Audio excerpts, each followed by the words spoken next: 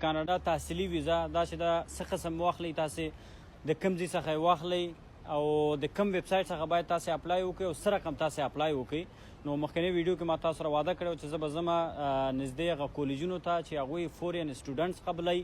هغه مکمل معلومات نن تاسو سره زه شریکوم چې هغې ویب سایټ ادرس او واتساپ نمبر ما اخیستی دی.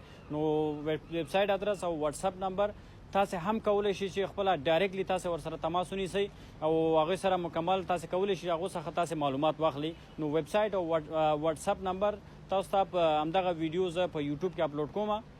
د ویډیو په ډسکرپشن کې تاسې کولی شئ چې هم ویب سایټ ادرس تاسې واخلئ او هم واتساپ نمبر تاسې واخلئ.